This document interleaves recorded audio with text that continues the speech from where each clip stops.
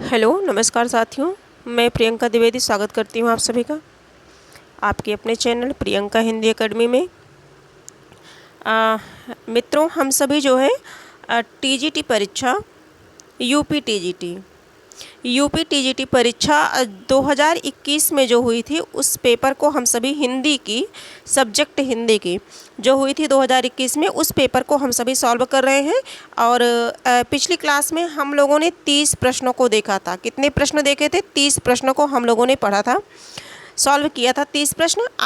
इस क्लास में उसी को आगे बढ़ाते हुए 31 नंबर के प्रश्न को हम सभी देखेंगे। और यह सभी राज्य के टीजीटी पीजीटी के लिए जो है नेट जेआरएफ सभी के लिए ये मतलब इम्पॉर्टेंट है। ये इसमें हिंदी साहित्य एवं व्याकरण कहने का काव्य शास्त्र भाषा विज्ञान संपूर्ण सिलेबस से है। पेपर है, प्रैक्टिस सेट है, तो समझ ही रहे हैं आप सभी। बाकी हम सभी जो है जिनको 30 प्रश्न और देखना है वो पिछली क्लास देख सकते हैं, है ना, आपको मिल जाएगी यूट्यूब पे। और इसके बाद हम देखते हैं 31 नंबर के प्रश्न को देखते हैं। 31 नंबर का जो प्रश्न था हमारा वो है, हाँ, निम्नलिखित में से एक मार्कंडेय की कहानी नहीं है। प्रश्न संख्या 31 है, निम्नलिखित में से एक कहानी है जो मार्कंडेय की नहीं है। ऑप्शन दिया गया है, महुए का पेड़, बी है रामलीला, सी है पानफूल, डी है हंसा जाई अकेला। तो इसमें बताना है कि जो मार्कंडेय की कहानी नहीं है उसी को बताना है। तो 31 का जो करेक्ट आंसर हो जाएगा ये होगा रामलीला। क्या होगा? रामलीला होगा। ये निबंध है। क्या है? निबंध है।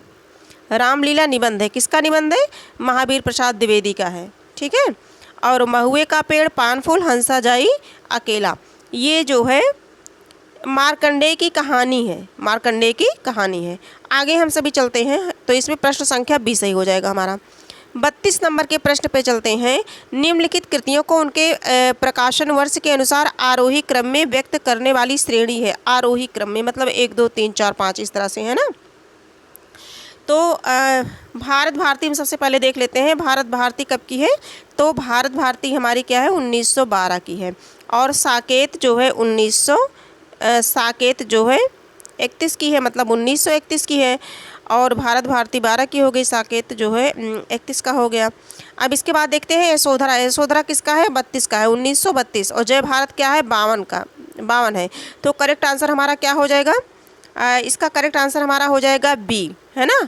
भारत भारती 12, फिर 31, फिर 32, फिर 52। करेक्ट आंसर बी हो जाएगा। और ये किसकी रचना है? ये तो मैथिली शरण गुप्त की है। किसकी है? मैथिली शरण गुप्त की। आगे हम बढ़ते हैं, प्रश्न संख्या 33 देखते हैं। हिंदी काव्य शास्त्र में बौद्धिक रस की स्थापना करने वाले विद्वान हैं। बौद्धिक रस की स्थापना तो परिचित होंगे आप सभी, इसमें गणपत चंद्र गुप्त हैं। बौद्धिक रस की स्थापना करने वाले विद्वानों में कौन है? जो है गणपत चंद्र गुप्त हैं। आगे हम सभी देखते हैं, ना धर्म वृद्धेषु वयः समीक्षते, यह सूक्ति किस कवि की है? 34 नंबर का प्रश्न है। ना धर्म वृद्धेषु वयः समीक्षते, ये सूक्ति जो है ये पूछा गया है कि किस कवि की है। तो इसका करेक्ट आंसर हो जाएगा कालिदास। क्या हो जाएगा? कालिदास। इनकी कालिदास की जो प्रसिद्ध रचना महाकाव्य है क्या है? कुमार संभवम, है ना। रघुवंशम कुमार संभवम जो काव्य है उससे ये ली गई है। और कुमार संभवम में कितने सर्ग हैं? 17 सर्ग हैं। यहाँ से प्रश्न बनता है। और इसमें जो है शिव पार्वती की तपस्या, प्रेम विवाह और उनके पुत्र जो है कार्तिकेय के जन्म की पौराणिक कथा को आधार बनाया गया है इस महाकाव्य में। ठीक है। आगे हम सभी देखते हैं, अगले प्रश्न को हम सभी देखते हैं। और कालिदास के विषय में अगर पूरा पढ़ना है इनकी रचनाओं के बारे में, इनके बारे में, तो इस पर क्लास जो है पूरी डिटेल में की गई है, आप देख सकते हैं जा करके। अगला हम सभी देखेंगे, भारतेंदु नाटक मंडली द्वारा अभिनीत पहला नाटक है। प्रश्न संख्या 35 है। तो ये तो सत्य हरिश्चंद्र है ना। सत्य हरिश्चंद्र है। पहला नाटक क्या है अभिनीत? सत्य हरिश्चंद्र है। ऑप्शन ए सही हो जाएगा। और आगे हम सभी देखते हैं, विद्या सुंदर सती प्रताप भारत दुर्दशा, ये भी इन्हीं के नाटक हैं। प्रश्न संख्या 36 देखते हैं। प्रश्न पद नव्यार्थ युक्तत्व बोध विधायिनी, है ना। स्फुरंती सत कवेर बुद्धि प्रतिभा सर्वतोमुखी। प्रतिभा सर्वतोमुखी। उक्त कथन किसका है? ये कथन पूछा गया है कि ये किसका कथन है। प्रश्न संख्या है प्रश्न संख्या 36 है। इसका जो करेक्ट आंसर हो जाएगा वो हो जाएगा वाग्भट। किसका है? वाग्भट का है ये। ठीक है, आगे अगला प्रश्न है हमारा, संस्कृत के प्रथम नाटककार हैं। संस्कृत के प्रथम नाटककार पूछा गया है। ऑप्शन है कालिदास, बी है शूद्रक, सी है विशाखादत्त, डी है भास। तो संस्कृत के प्रथम नाटककार किसको माना गया है? भास को माना गया है। और भास के कितने हैं? 13 नाटक है और इनकी भी क्लास जो है यूट्यूब पे कराई गई है। और इनके जो कुछ महत्वपूर्ण है, जैसे स्वप्नवास व दत्तम हो गया है ना, प्रतिमा नाटक हो गया, अभिषेक नाटक हो गया, नाटकम हो गया, प्रतिज्ञा योगंधनाएं, शिवराज विजय। ठीक है, शिवराज विजय में 12 निश्वास है और प्रतिज्ञा योगंधनाएं में 4 अंक है। कितने अंक है? 4 अंक हैं। और प्रतिमा नाटक में 7 अंक हैं। कितने अंक हैं? 7। और स्वप्नवास व दत्तम में 6 अंक हैं। कितने अंक हैं? 6 अंक हैं, है ना। इनके कुल कितने हैं? 13 नाटक हैं। आगे हम सभी चलते हैं, प्रश्न संख्या 38 पे चलते हैं। 38 नंबर का जो प्रश्न है हम सभी का, प्रगतिवाद आंदोलन के सैनिक रूप का उल्लेख किस साहित्यकार ने किया? प्रगतिवाद आंदोलन के सैनिक रूप का उल्लेख किस साहित्यकार ने किया? तो ऑप्शन देख लेते हैं। प्रेमचंद्र, बी है मुक्तिबोध, सी है अज्ञेय, डी है नागार्जुन। तो 38 नंबर का जो प्रश्न है ये हो जाएगा मुक्तिबोध। क्या होगा? मुक्तिबोध। प्रगतिवाद आंदोलन सैनिक रूप का उल्लेख किसने किया? मुक्तिबोध ने किया। सैनिक रूप मुक्तिबोध, है ना। डॉक्टर बच्चन सिंह के अनुसार प्रगतिशील काव्य के लिए प्रगतिवादी शब्द का सर्वप्रथम प्रयोग 1942 में 42 में मुक्तिबोध ने इन्होंने एक लेख लिखा था कि प्रगतिवाद एक दृष्टि। क्या लिखा था? प्रगतिवादी शब्द प्रगतिवाद एक दृष्टि लिखा था। प्रगतिवाद रहेगा एक दृष्टि, एक दृष्टि। ठीक है, किसने लिखा था? मुक्तिबोध ने। आगे हम सभी देखेंगे 39 नंबर का प्रश्न है, हिंदवी शब्द का सर्वप्रथम प्रयोग किस इतिहासकार ने किया? हिंदवी शब्द का प्रयोग किसका? हिंदवी सर्वप्रथम किस इतिहासकार ने किया? रामचंद्र शुक्ल ने, बी है इब्न बतूता ने, सी है अबू सईद ने, डी है बदायूनी ने। तो इसका जो करेक्ट आंसर हो जाएगा अबू सईद 11वीं शताब्दी, है ना, इन्होंने किया था। आगे हम सभी देखेंगे 40 नंबर का जो प्रश्न है, प्रश्न संख्या 40 देखेंगे। निम्नलिखित में से कौन सा नाम सिद्ध परंपरा की योगिनियों का नहीं बल्कि योगी का है? ये है जो है पुतलिपा, मणिभद्रपा, कनखलापा और लक्ष्मीकरा। प्रश्न को फिर से पढ़ते हैं। निम्नलिखित में से कौन सा नाम सिद्ध परंपरा की योगिनी का नहीं बल्कि योगी का है? किसका है? योगी का है। ये हमें जो है सही बताना है। तो जो 40 है इसका हो जाएगा पुतलिपा। ये योगी नहीं बल्कि क्या थे? ये जो है योगिनी नहीं बल्कि क्या थे? शुद्ध योगी थे। क्या थे? शुद्ध योगी। आगे हम सभी देखेंगे 41 नंबर का जो प्रश्न है, प्रश्न निम्नलिखित शब्दों में से कौन सा स्त्रीलिंग नहीं है? जो स्त्रीलिंग नहीं है तो इसमें सेतु नहीं है। वायु चलती है, रेणु, रज्जु, है ना, सेतु ये जो है पुल्लिंग है। अगला प्रश्न देखते हैं 42 नंबर का प्रश्न है, उपन्यास का मोटापा उसके स्वास्थ्य पर वैसा ही असर डालता है जैसे मनुष्यों का मोटापा। यह कथन किस इतिहासकार का है? तो ऑप्शन में हम सभी देखेंगे। ऑप्शन है बाबू गुलाब राय, बी है गणपत चंद्र गुप्त, सी है डॉक्टर नगेंद्र, डी है बच्चन सिंह। तो 42 नंबर का जो प्रश्न है ये जो है बच्चन सिंह से लिया गया है। बच्चन सिंह का कथन है ये, उनकी बुक से है। करेक्ट आंसर डी हो जाएगा। 43 नंबर का प्रश्न है, निम्नलिखित में से एक ओष्ठ ध्वनि नहीं है। ओष्ठ बोल के देख ले, पा, फा, बा, भा, है ना, ये ओष्ठ हो गया। धा नहीं है। ता, था, दा, धा, दा क्या है? दंत है। धा क्या है? दंत है। ठीक है, इसी तरह से अगर आप क्लास देखते होंगे तो जो है हमने कराया है, इसमें वासुदेव नंदन प्रसाद जी की बुक से हम लोग पढ़ रहे हैं और वर्णमाला पढ़ रहे हैं। वर्णमाला में आप सभी को जो है उसमें विस्तृत जो है पूरा डिटेल में अच्छे से पढ़ाया गया है। आप चाहें तो उस क्लास को देख करके अपने वर्णमाला से जितने भी प्रश्न बनते हैं उसे बहुत अच्छे से सरलतापूर्वक सीख सकते हैं उस क्लास से। तो 43 नंबर का जो प्रश्न है इसमें जो है हमारा करेक्ट आंसर क्या हो जाएगा? नहीं पूछा गया है तो नहीं हो जाएगा, धा हो जाएगा। अगर मान लीजिए पूछ लिया जाए तो कंठ हो जाएगा। कंठ से काखा गाघा अंगा, तालु चाचा जाझा इया, है ना। मूर्धन्य टाठा डाढ़ा ये हो जाएगा, और दंत हो जाएगा ताथा दाधाना, ठीक है। इस प्रकार से है। आगे हम सभी देखेंगे 44 नंबर का प्रश्न है, निम्नलिखित में से किस रचना का रचनाकार फोर्ट विलियम कॉलेज से संबद्ध नहीं था, कौन नहीं था। तो इसमें कौन नहीं था उसी को बताना है। ऑप्शन है प्रेम सागर, बी है लाल चंद्रिका, सी है रानी केतकी की कहानी, डी है नाचिकेतोपाख्यान।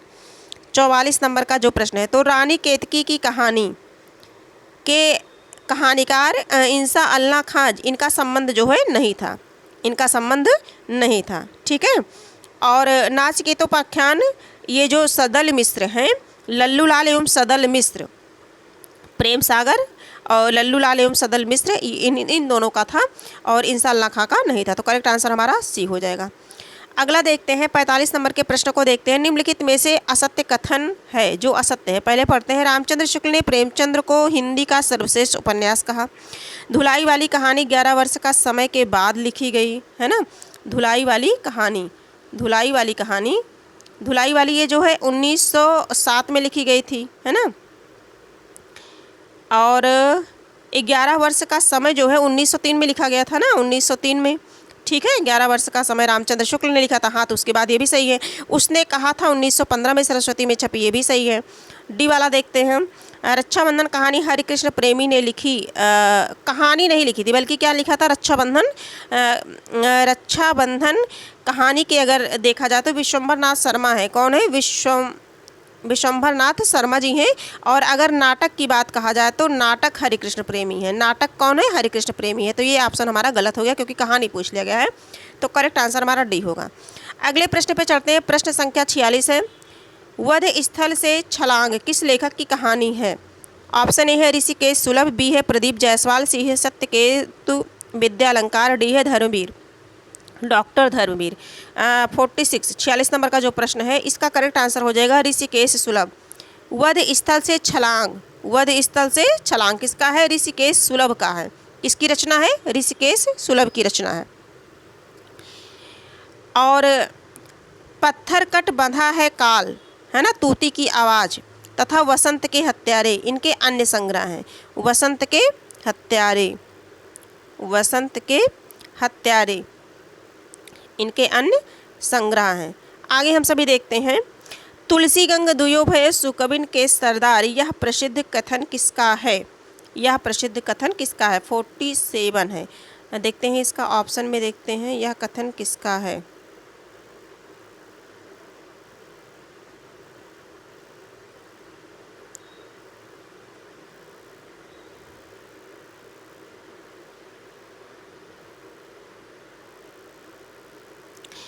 प्रश्न है हमारा 47 नंबर का प्रश्न है। तो हाँ, ये ऑप्शन है भिखारी दास, बी है ब्रजनाथ, सी है रामचंद्र शुक्ल, डी है राम कुमार वर्मा। डी क्या है, राम कुमार वर्मा है। तो 47 नंबर का जो प्रश्न है, इसका जो करेक्ट आंसर हो जाएगा कि तुलसी गंग दुयो भयो सुकबिन के सरदार, यह कथन भिखारी दास का है। किसका है, भिखारी दास का है, गोस्वामी तुलसीदास के प्रति है, ठीक है। करेक्ट आंसर हमारा ए हो जाएगा। अगला देखते हैं, तवल लकार का सही संधि विच्छेद है। तव प्लस लकार, यही सही हो जाएगा हमारा। ऑप्शन बी सही हो जाएगा, है ना। और इसमें क्या है, गुण संधि है। कौन सी संधि है, गुण संधि है। आगे हम सभी देखते हैं, गारसा दा तासी के इतिहास ग्रंथ दाला लितेत्युर हिंदुस्तानी का दूसरा संस्करण कब प्रकाशित हुआ। प्रश्न संख्या 49 है। तो इसके बारे में देखते हैं, गारसा दा तासी जो है सर्वप्रथम प्रयास इन्होंने किया था, और किस भाषा में किया था, फ्रेंच भाषा में। किस भाषा में, फ्रेंच भाषा में किया था, है ना।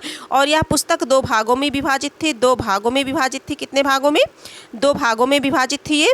और इसका जो दूसरा संस्करण हुआ, पहला संस्करण कब हुआ था, 1839 ईस्वी में, और दूसरा कब हुआ था, 1847 में। दूसरा 1847 में, और तीसरा कब हुआ था, 1871 में, है ना। इसके द्वितीय संस्करण के 3 भाग हुए, है ना।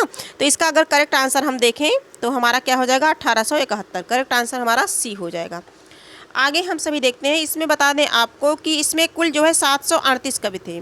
738 कवि थे, जिसमें 72 जो है केवल हिंदी के थे, शेष क्या किसके थे?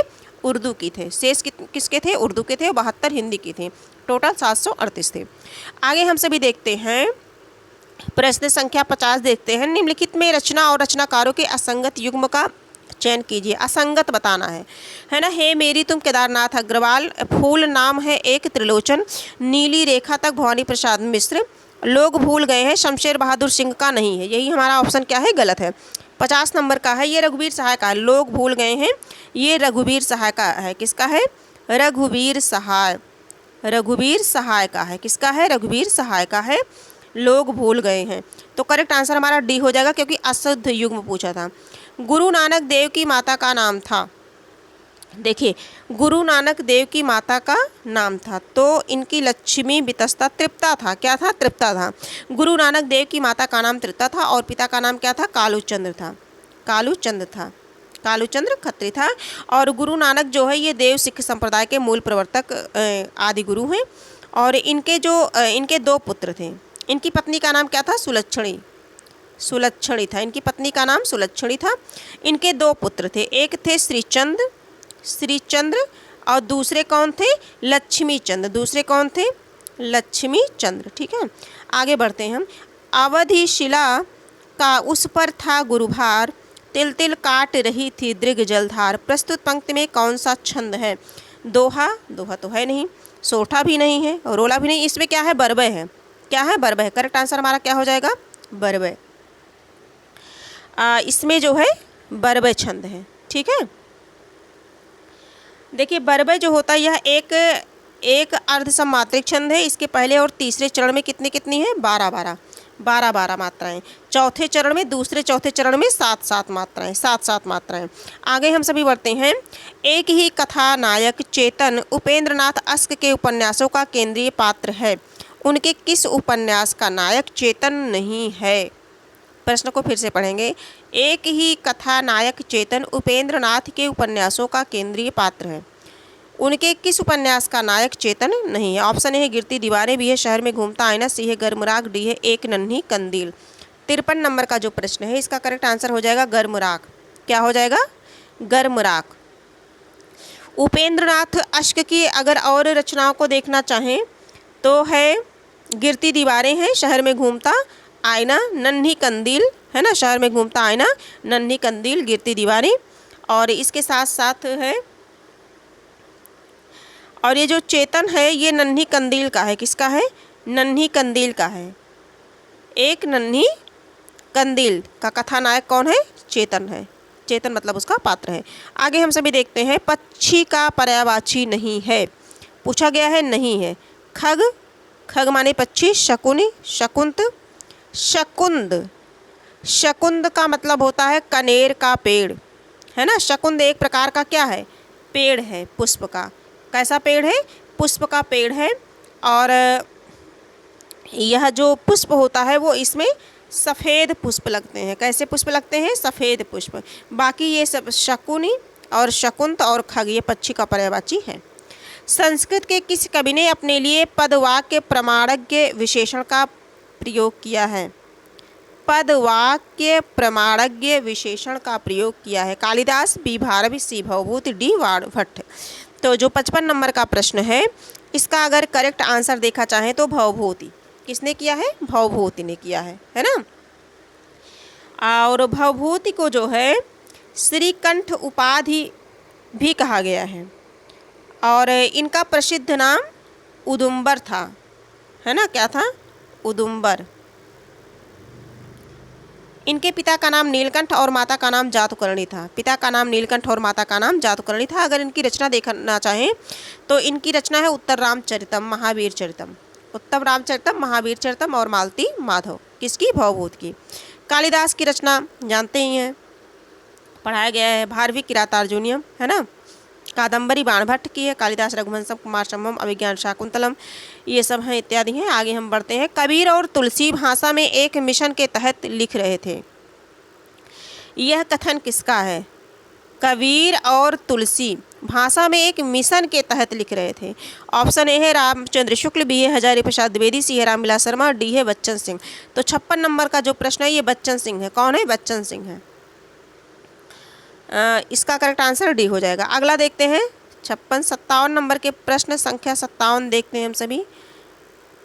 लकार और उसके कालवाचक अर्थ का कौन सा युग्म सही नहीं है? लोट लकार संभाव्य काल, लट लकार वर्तमान काल, लिट भविष्यत लंग। ये पहला आंसर गलत है, यही आंसर हो जाएगा।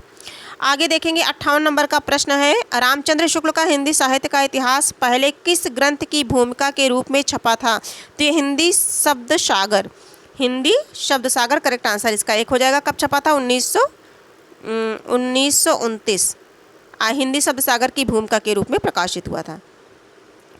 और आचार्य रामचंद्र शुक्ल इतिहास विधेयवादी पद्धति पर लिखा गया है। किस पद्धति पर लिखा गया है? तो विधेयवादी, प्रश्न बन सकता है, विधेयवादी पद्धति पर लिखा गया है। आगे हम सभी देखते हैं प्रश्न संख्या 59 देखते हैं। हाँ, भाषा योग वशिष्ठ का रचना काल है, रचना काल पूछा गया है। तो ये रचना काल 1741 है। क्या है? 1741 है। ये बहुत मतलब ऐसे प्रश्न है। 1741 से सभी परिचित हैं इससे। राम प्रसाद निरंजनी जी हैं। भाषा योग वशिष्ठ के रचनाकार कौन है? राम प्रसाद निरंजनी। और रचना काल 1741। ठीक है। आगे हम सभी देखते हैं, शोभा सरसाने ना बखाने जात केहू भांति, आने हैं पहाड़ मानो काजर के ढोय के, काजर के ढोय के। यह पंक्ति किसकी है? यह पंक्ति किसके? ऑप्शन है देव, बी है सेनापति, सी है मतीराम, डी है चिंतामणि। शोभा सरसाने न बखाने जात केहू भांति, आने हैं पहाड़ मानो काजर के ढोय के। मतलब ये सेनापति की है। किसकी है ये सेनापति की है। और अगर देव की पंक्ति को देखा जाए तो इम्पॉर्टेंट है ये, अभिधा उत्तम काव्य है, मध्य लक्षणाहीन, अधम व्यंजना रस बिरस, उल्टी कहत नवीन। चिंतामणि की अगर पंक्तियों को देखा जाए तो सगुण अलंकारण सहित दोष रहित जो होई, और अर्थ शब्द ताको कवित कह विबुध सब कोई। आगे हम सभी देखते हैं, ब्रज भाषा का विकास किस अपभ्रंश से हुआ है? ब्रज भाषा का विकास किस अपभ्रंश से? तो ये सौरसेनी अपभ्रंश से हुआ है। प्रश्न संख्या 62 देखेंगे, गोस्वामी विट्ठल नाथ द्वारा अष्टछाप की स्थापना तो 1565 ईस्वी में हुई थी, है ना। 1565 ईस्वी में करेक्ट आंसर डी हो जाएगा। इसके बारे में थोड़ा सा चर्चा कर लेते हैं। 4 इसमें जो है 4 किसने की थी? विट्ठल नाथ ने की थी। किसने की थी? गोस्वामी विट्ठल नाथ ने 1565 ईस्वी में जो है की थी अष्टछाप की स्थापना। और 4 इसमें वल्लभाचार्य के शिष्य थे, कुम्भन दास, सूरदास, परमानंद कृष्णदास। और 4 इसमें विट्ठल नाथ के थे, गोस्वामी, छीत स्वामी, चतुर्बुद्ध दास और नंददास। इस तरह से 4 थे। आगे देखेंगे हम सभी प्रश्न संख्या 63 है, निम्नलिखित में से कौन तद्धित प्रत्यय वाला शब्द नहीं है? तद्धित प्रत्यय वाला शब्द नहीं है। तो इसमें है शिक्षक। इसमें क्या है? शिक्षक में इक प्रत्यय है। क्या है? इक प्रत्यय। मायावी में ई प्रत्यय है ना। और इसके बाद पौरुषेय में ए प्रत्यय। आगे हम सभी देखेंगे जो सजावट है, सजावट में कौन सा प्रत्यय लगा है? आवट, है ना। कौन सा प्रत्यय लगा है? आवट लगा है। और ये क्या है? कृदंत है। क्या है? कृदंत है। आगे हम सभी देखेंगे तो करेक्ट आंसर हमारा डी होगा। क्या होगा? डी होगा। करेक्ट आंसर हमारा डी हो जाएगा। क्रिया या धातु के अंत में प्रयुक्त होने वाले प्रत्यय को कृत प्रत्यय कहते हैं और उनके मिलने से बने शब्दों को कृदंत कहते हैं। आगे हम सभी देखेंगे 64 नंबर के प्रश्न को देखेंगे, द्रुत विलंबित छंद का लक्षण है कि इसके प्रत्येक चरण में होते हैं। द्रुत विलंबित छंद का लक्षण है कि इसके प्रत्येक चरण में होते हैं 2 तगड़ 1 जगण 2 गुरु के क्रम से 11 वर्ण। नहीं, 11 वर्ण तो होते ही नहीं है। 1 जगण 1 तगड़ 1 भगण, ये भी नहीं होता है। 1 तगड़ नहीं होता है। 1 नगण 2 भगण, है ना। जो 64 है इसका हो जाएगा, देखो 1 नगड़ 2 भगड़ 2 भगड़, 1 नगड़ 2 भगड़ और 1 रगड़ के क्रम से कितने वर्ण होते हैं? 12। तो ये इसमें सही है। करेक्ट आंसर डी होगा। अगला देखते हैं, अपभ्रंश में दोहा काव्य की परंपरा का आरंभ किस कवि ने किया? अपभ्रंश में दोहा काव्य परंपरा का आरंभ किस कवि ने किया? ऑप्शन ए हेमचंद्र, बी है जोगिंद्र, सी है धनपाल, डी है सोमनाथ। तो जो 65 नंबर का प्रश्न है 65 नंबर का जो प्रश्न है इसका करेक्ट आंसर हो जाएगा जोइंद, है ना। किसने किया? जोइंद ने किया। और इनकी प्रमुख रचना हम बता दें, परमात्म प्रकाश, परमात्म प्रकाश और योगसार। क्या है? योगसार। परमात्म प्रकाश और योगसार किसकी रचना है? जोइंद की रचना है, पूछी जाती है। अगला प्रश्न देखेंगे, प्रश्न संख्या 66 देखेंगे। उपन्यास रहस्य शीर्षक से किसका निबंध संग्रह है? निबंध संग्रह है महावीर प्रसाद द्विवेदी, बी बालकृष्ण भट्ट, सी प्रताप नारायण मिश्र, डी बाल मुकुंद गुप्त। उपन्यास रहस्य शीर्षक से निबंध पूछा गया है। तो जो 66 नंबर का प्रश्न है हमारा, इसका करेक्ट आंसर महावीर प्रसाद द्विवेदी का निबंध है। ये किसका है? महावीर प्रसाद द्विवेदी का। करेक्ट आंसर हमारा क्या हो जाएगा? ए हो जाएगा। 67 नंबर का प्रश्न देखते हैं कि निम्नलिखित में से तद्भव शब्द नहीं है, बताना है जो तद्भव शब्द नहीं है। राजा, खेत, बी सी किसान, डी दाहिना। तो राजा क्या है? राजा शब्द जो है तत्सम है ना। राजा शब्द तत्सम है। बाकी क्या है? खेत का हो जाएगा तत्सम क्षेत्र, खेत का हो जाएगा क्षेत्र हो जाएगा। और दाहिना का दक्षिण हो जाएगा तत्सम, सभी जानते हैं, इसको परिचित हैं। और अगला एक शब्द बचता है हमारा किसान, तो इसका तत्सम क्या हो जाएगा? कृषक, कृषक हो जाएगा। क्या हो जाएगा? कृषक। तो इस तरह से ये प्रश्न हो गया। अगले प्रश्न पे चलते हैं। 68 नंबर का जो प्रश्न है, समस्त पृथ्वी से संबंध रखने वाले के लिए एक शब्द है जो समस्त पृथ्वी से संबंध रखता है। ऑप्शन ए है सार्वकालिक। देखिए, सार्वकालिक का मतलब होता है समस्त पृथ्वी से संबंध रखने वाला सार्वभौमिक होगा, यानी कि भूमि से भौमिक बना है तो सार्वभौमिक इसका आंसर होगा। लेकिन जो है समस्त पृथ्वी से संबंध रखने वाला सार्वभौमिक हो गया, जिसका संबंध सभी कालों से हो, कालिक है ना। सार्वकालिक होगा, सभी कालों से हो। जिसका संबंध सभी देशों से हो, सर्वदेशिक हो जाएगा।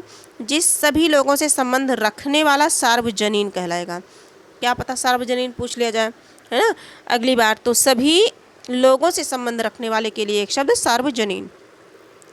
अगला प्रश्न देखते हैं। पितृ शब्द के सप्तमी विभक्ति के तीनों वचनों के रूप लिखना है। किस विभक्ति को? सप्तमी विभक्ति। कितने? तीनों वचनों के रूप लिखना है। तो इसका हम रूप बता दें, ये जैसे पिता पितरो पितरा, पितरम पितरो पितृन, पित्रा पित्राभ्याम पितृभ्य, पित्रे पित्राभ्याम पितृभ्या। पंचमी हो जाएगा पितु पित्राभ्याम पितृभ्या। षष्ठी हो जाएगा पितु पितो पितृणाम। और सप्तमी पूछा गया है ना, तो हो जाएगा पितरी। क्या होगा? पितरी, पित्रो, पितृसु। अब ये किस में है? पितृसु, पितरी, पित्रो, पितृसु। ये तो करेक्ट आंसर हमारा हो जाएगा पितरी, पित्रो, पितृसु, बी हो जाएगा। क्या हो जाएगा? बी हो जाएगा। देखो, पितरी, पित्रो, पितृसु, है ना। सप्तमी में अधिकतर बहुवचन में क्या लगता है? सु लगता है ना। और षष्ठी के बहुवचन में राम या नाम लगता है। ये कुछ थोड़ा सा ट्रिक है, इनको पहचानना जरूरी है। और द्वितीया के जो है द्वितीया के बहुवचन में तृण, और पितृ भी तृतीया के बहुवचन में। इस तरह से कुछ ये ट्रिक हैं और इनसे आप बड़ी सरलता से आप समझ सकते हैं। नदी कोस भर टेढ़ी है का संस्कृत अनुवाद होगा। प्रश्न संख्या 70 है। नदी कोश भर टेढ़ी है, तो नदी क्रोशम कुटिला, नदी क्रोशम कुटिला। करेक्ट आंसर सी होगा, नदी क्रोशम कुटिला। आगे देखेंगे 71 नंबर के प्रश्न को देखेंगे। हिंदी के विकास के संबंध में निम्नांकित कथनों में से एक असत्य है। एक असत्य। हिंदी का विकास संयोगात्मक भाषा के रूप में हुआ है। हिंदी तो हमारी क्या है? वियोगात्मक भाषा है ना। हिंदी हमारी कैसी भाषा है? वियोगात्मक भाषा है। इसका जो असत्य पूछा है, हाँ असत्य पूछा है। हिंदी का विकास 1000 के ईस्वी की सही। हिंदी अपभ्रंश के बाद की भाषा, हिंदी वियोगात्मक। हाँ, तो ये संयोगात्मक नहीं है, यही गलत हो जाएगा, है ना। करेक्ट आंसर यही हो जाएगा। 72 नंबर प्रश्न में चलते हैं। शयन में संधि है। शयन से प्लस अन हो जाएगा। क्या हो जाएगा? से प्लस अन। कौन सी संधि है? अयादि है, अयादि स्वर संधि। ठीक है। यदि ए, ऐ, ओ, औ के बाद कोई भिन्न स्वर आता है तो ए का क्या बन जाता है? ऐ, और ऐ का आय, और ओ का औ का आव बन जाता है। ये सभी परिचित है इससे। इसी प्रकार से अगर इसका देखना चाहें तो जैसे है इम्पॉर्टेंट है पो प्लस अन, पो प्लस अन, बराबर क्या हो जाएगा, पवन, है ना। चयन का हो जाएगा, चयन का इसी प्रकार से चे प्लस अन हो जाएगा। नायक का हो जाएगा नय प्लस अक, नायक। और पावन का हो जाएगा पौ प्लस अन। ये सभी उदाहरण इंपॉर्टेंट है परीक्षा की दृष्टि से, इसीलिए बताए जा रहे हैं। ये अयादि स्वर संधि के उदाहरण हैं। 73 नंबर के प्रश्न को देखते हैं हम लोग जो है। वह उस शाखा का वन विहंग, उड़ गया मुक्त नभ निरस्तंग निरस्त रंग। पंक्तियाँ किस छायावादी कवि की हैं? ये पंक्तियाँ हैं, बतानी है। वह उस शाखा का वन विहंग, उड़ गया मुक्त नभ निरस्त रंग। पंक्तियाँ किस छायावादी कवि की हैं? ऑप्शन है जयशंकर प्रसाद, बी सुमित्रानंदन पंत, सी है महादेवी वर्मा, डी है सूर्यकांत त्रिपाठी निराला। तो इसमें जो है ये जो आंसर है, ये 73 का आंसर हो जाएगा डी, सूर्यकांत त्रिपाठी निराला की पंक्तियाँ हैं। किसका है? ये निराला जी का है।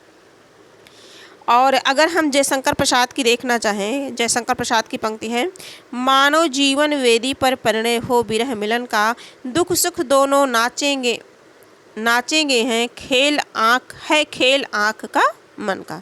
ये इनका हो गया। और महादेवी वर्मा का देखेंगे अगर हम, महादेवी वर्मा का ये सुमित्रानंदन पंत का तो सभी परिचित है, सुंदर है बिहक सुमन सुंदर, मानो तुम सबसे सुंदरतम, है ना। और महादेवी वर्मा, वे मुस्काते फूल नहीं जिनको आता है मुरझाना, वे तारों के दीप नहीं जिनको भाता है बुझ जाना। ये किसका है? महादेवी वर्मा जी का है। आगे हम सभी बढ़ते हैं, प्रश्न संख्या 74 देखते हैं। तुम्हें सौंपता हूँ किसकी काव्य रचना है? तुम्हें सौंपता हूँ, ऑप्शन है नागार्जुन, बी है शमशेर, सी है केदारनाथ अग्रवाल, डी है त्रिलोचन। तो 74 नंबर का जो प्रश्न है ये है त्रिलोचन का है। तुम्हें सौंपता हूँ त्रिलोचन का है। और धरती भी त्रिलोचन की रचना है, त्रिलोचन की। गुलाब और बुलबुल, है ना। दिगंत इंपॉर्टेंट रचनाएं हैं ये। ताप के ताए हुए दिन, शब्द, है ना। मैं उस जनपद का कवि हूँ, अर्धान, ठीक है। ये सभी किसकी हैं? त्रिलोचन की हैं। आगे हम सभी देखते हैं 75 नंबर के प्रश्नों को देखते हैं। किंतु उस दिन यह सिद्ध हुआ जब कोई भी मनुष्य अनासक्त होकर चुनौती देता है इतिहास को, उस दिन नक्षत्रों की दिशा बदल जाती है। इन पंक्तियों के सृजयिता तथा कृति का नाम बताइए। इन पंक्तियों के छोटा करना पड़ेगा क्योंकि दिखाई नहीं देगा। रही तो अंधा युग धर्मवीर भारती, बी है कंठ बिस्पाई दुष्यंत कुमार, ये तो नहीं है। एक आत्म वक्तव्य मुक्तिबोध, डी है आत्महत्या के विरुद्ध रघुवीर शाह। तो ये धर्मवीर भारती का है, अंधा युग से है। किससे है? धर्मवीर भारती का है और अंधा युग से है। आगे हम सभी देखेंगे, ये हम सभी 75 नंबर के प्रश्न को कर रहे हैं। इसमें जो है ये अंधा युग जो है गीत नाट्य है। कैसा है? गीत नाट्य। ये भी प्रश्न बनता है कि अंधा युग क्या है? गीत नाट्य है। अंधा युग गीत नाट्य है और यह 5 अंकों की नाटिका है। आगे हम सभी देखेंगे प्रश्न संख्या 76 देखेंगे। 80-85 प्रश्नों तक करेंगे, फिर जो प्रश्न बचे रह जाएंगे उनको अगली क्लास में देख लेंगे, है ना। आराम से प्रश्नों को करेंगे जिससे प्रश्न हमारे मस्तिष्क में बैठ जाए और याद हो जाए, कहने का मतलब है। और अगर एक क्लास में 125 प्रश्न अगर करना चाहें तो होने के लिए तो हो जाएगा, लेकिन दिमाग में कुछ बैठेगा नहीं, है ना। तो इसलिए हम लोग बहुत ज़्यादा घबराएंगे नहीं, हम लोगों के पास इतना टाइम है कि आराम से करेंगे, लेकिन निरंतर करेंगे, रेगुलर करेंगे, तो उसमें हमारा कल्याण हो जाएगा। तो आगे हम प्रश्नों को देखते हैं। शिवराज भूषण में कितने अलंकारों का निरूपण हुआ है? शिवराज भूषण में कितने अलंकारों का निरूपण हुआ है? ऑप्शन ए है 15, बी है 51, सी है 99, डी है 105।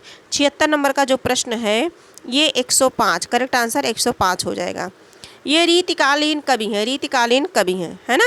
105 अलंकारों का निरूपण हुआ है, जिनमें 99 क्या है? अर्थालंकार हैं और 4 क्या है? शब्दालंकार हैं। देखिए कितना डीपली प्रश्न पूछा गया है ना। और 1 चित्रालंकार है, 1 शंकर अलंकार का चित्रण किया गया है। तो इसमें करेक्ट आंसर हमारा डी हो जाएगा। आगे देखेंगे, आचार्य भरत मुनि ने नाटक में अभिनय को किस वेद से लिया है? यहाँ से प्रश्न पूछा जाता है कि ऋग्वेद, यजुर्वेद, सामवेद, यजुर्वेद और अथर्ववेद। 77 नंबर का जो प्रश्न है, अभिनय को यजुर्वेद से लिया गया है। करेक्ट आंसर सी हो जाएगा। अभिनय को किससे लिया है? यजुर्वेद से लिया है, ठीक है। और ऋग्वेद से क्या लिया है, पाठ लिया है, ऋग्वेद से पाठ लिया है।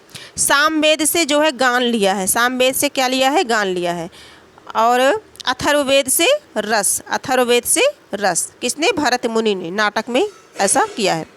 अगला हम सभी देखते हैं 78 नंबर के प्रश्न को देखते हैं। निम्नलिखित में महाकाव्य के लक्षणों के विषय में एक कथन असत्य है। असत्य है जो मुझे बताना है। ऑप्शन ए है, इसमें सभी नाटक संधियाँ होती हैं। 78 नंबर का प्रश्न है, इसमें सभी नाटक संधियाँ होती हैं, इसमें सभी रस प्रधान रस के रूप में होते हैं। महाकाव्य के लक्षणों के विषय में एक कथन असत्य है। सी है, यह सर्ग में विभक्त होता है। डी है, इनके आरंभ में देवादि को नमस्कार आशीर्वाद होता है। इसमें हम सभी को आंसर बताना है। तो जो 78 नंबर का प्रश्न है, इसका करेक्ट आंसर हो जाएगा बी, असत्य बताना है। इसमें इनमें सभी रस, महाकाव्य में सभी नाटक संधियाँ होती हैं। महाकाव्य का अंगिरस श्रृंगार वीर या शांत होता है। ये श्रृंगार वीर या शांत रस होता है। कौन सा होता है, शांत रस होता है। ठीक है, आगे हम सभी देखेंगे। तो जो हमारा करेक्ट आंसर होगा ये बी होगा। A dictionary of English and Hindustani के लेखक हैं। ऑप्शन बताना है, 79 नंबर का प्रश्न है। A dictionary of English and Hindustani के लेखक का नाम बताना है। George Grierson, William Growse, C है जॉर्ज ग्रिलक्राइस्ट, डी है फ्रेडरिक पिंकार्ट। तो 79 नंबर का जो प्रश्न है, 79 नंबर का जो प्रश्न है, इसका correct answer John Gill Christ हो जाएगा। जॉन गिल क्राइस्ट हो जाएगा, है ना। आगे हम सभी देखते हैं। एक दिन बोलेंगे पेड़, 80 नंबर का प्रश्न है। एक दिन बोलेंगे पेड़ काव्य कृति के रचनाकार पूछा गया है। अरुण कमल, बी मंगलेश डबराल, सी राजेश जोशी, डी उदय प्रकाश। तो जो 80 नंबर का प्रश्न है, एक दिन बोलेंगे पेड़, ये राजेश जोशी की काव्य कृति है। Rajesh Joshi, correct answer C हो जाएगा।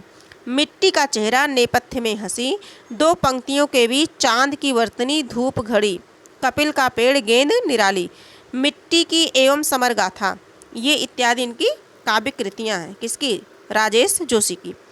आगे हम सभी देखेंगे। वे दिन वे लोग शीर्षक संस्मरणात्मक रचना के लेखक कौन हैं। तो वे दिन वे लोग 81 नंबर का जो प्रश्न है, इसका करेक्ट आंसर हो जाएगा शिवपूजन सहाय। वे दिन वे लोग, है ना, ये शिवपूजन सहाय जी की संस्मरणात्मक रचना है। दिल्ली मेरा प्रदेश, ये रघुवीर सहाय का है। दिल्ली मेरा प्रदेश किसका है, रघुवीर सहाय का है। आगे हम सभी देखते हैं 82 नंबर के, 85 तक हम लोग करेंगे, 85 नंबर तक करेंगे। इसके बाद जो प्रश्न बचते हैं 25 प्रश्न उधर के और 15 प्रश्न इधर के, है ना। ये इन प्रश्नों को हम अगली क्लास में देखेंगे। लिपि देखते हैं अभी 85 तक। 82 नंबर का, लिपि के विकास का क्रमिक सोपान है। देखिए, लिपि के विकास का सबसे पहले क्या होता है, चित्रलिपि होती है, चित्रलिपि होती है, फिर लिपि, फिर सूत्र आती है, सूत्र लिपि होती है, फिर इसके बाद आता है प्रतीक, प्रतीक लिपि। ये हमारे ख्याल से ये जो है करेक्ट आंसर इसका सी हो जाएगा। क्या हो जाएगा, सी हो जाएगा। सबसे पहले क्या आता है, सबसे पहले चित्रलिपि आती है, चित्रलिपि आती है, फिर सूत्र आती है, फिर सूत्रलिपि, फिर प्रतीक आती है। क्या आती है, प्रतीक आती है। और प्रतीक के बाद भाव मूलक आती है, भाव मूलक, माँ है ये, भाव मूलक आती है। इसके बाद ध्वनि मूलक आती है। क्या आती है, ध्वनि मूलक आती है। तो इसकी दृष्टि से करेक्ट आंसर सी होगा। 83 नंबर के प्रश्नों पर हम चलते हैं। प्रश्न संख्या 83 देखते हैं। 83, चेहरे अनेक किसकी आत्मकथा है। चेहरे अनेक, है ना, तो ये है इलाचंद्र जोशी की। चेहरे अनेक किसका है, इलाचंद्र जोशी का है। 84 नंबर के प्रश्न को देखते हैं। अर्थ निर्दिष्ट करने की दृष्टि से निम्नलिखित में से कौन सा उपसर्ग अन्य तीन से भिन्न है। परि, अप, दूर, और, है ना, इसमें बताना है कि कौन सा अन्य से अलग है। तो इसका करेक्ट आंसर हो जाएगा परि। परि का मतलब होता है चारों ओर, है ना। अप का मतलब उपसर्ग निषेध, अपकर्ष या विकार या बुराई। और अव का क्या होगा, निश्चय, अनादर। और दूर का दूषण या बुराई। तो ये परि का मतलब चारों ओर, है ना, ये होता है। तो ये डिफरेंट है, सी आंसर यही हो जाएगा।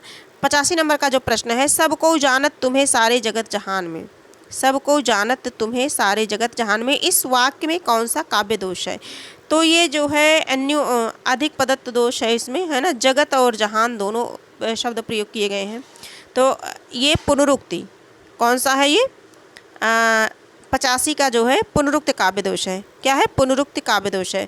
दो बार एक ही शब्द को मतलब कर दिया गया है ना। जहान का प्रयोग अनावश्यक रूप से होने के कारण यहाँ पर पुनरुक्ति दोष है। आगे हम सभी देखते हैं 86 नंबर के प्रश्नों को देख लेते हैं। नमः स्वस्ति स्वाहा योग में विभक्ति होती है। देख लेते हैं, कर लेते हैं जब तक एनर्जी है। नमः शब्द के योग में विभक्ति होती है। नमः स्वस्ति स्वाहा स्वधा अलम वसट योगाच्य में कौन सी विभक्ति होती है? तो ये तो चतुर्थी विभक्ति होती है इसमें, है ना, चतुर्थी विभक्ति होगी। और रुच्यार्थानाम प्रियमाणा, है ना, रुचि तथा धातुओं के योग में प्रियमाण जिसे प्रसन्न किया जा रहा हो की संप्रदान संज्ञा होती है। इसमें जो है आगे हम सभी देखेंगे नमः स्वस्ति स्वाहा स्वधा अवलम, ये इसमें यही पूछा गया है ना, तो इसमें चतुर्थी विभक्ति होती है। आगे हम सभी देखेंगे, अगला देखेंगे प्रश्न संख्या 87 है। अखिल भुवन चर अचर जग हरिमुख में लखी मातु चकित भई गदगद वचन विकसित दृग पुलकात निम्न पंक्तियों में निहित रस है। तो ये तो अद्भुत है, सभी फेमस है ना, अद्भुत रस है। कौन सा है? अद्भुत रस है। इसका स्थायी भाव क्या होता है? विस्मय या आश्चर्य, विस्मय या आश्चर्य।